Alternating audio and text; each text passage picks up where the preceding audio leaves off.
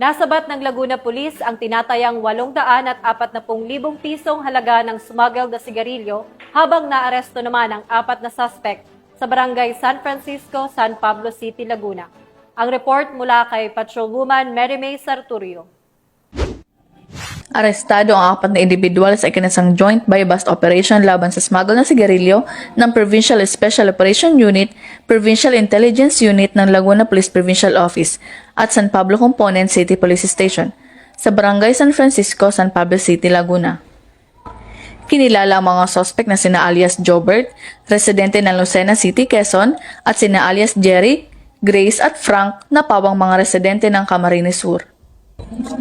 Nakumpiska sa mga suspect ang 6 na po na kahon na magkakaibang brand ng mga sigarilyo na may tinatayang halaga na aabot sa 840,000 pesos.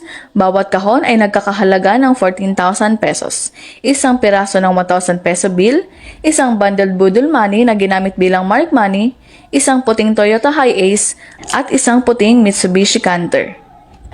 Kasalukuyang nasa custody ng San Pablo Component City Police Station ang mga suspect habang inihahanda ang kasong isasampa laban sa kanila, kabilang ang paglabag sa Section 263 ng National Internal Revenue Code or NIRC na inamyendahan ng Republic Act 7394 or Consumer Act of the Philippines at Republic Act 10643 or Graphic Health Warnings Law, kaugnay ng pagbebenta at smuggling ng illegal na sigarilyo.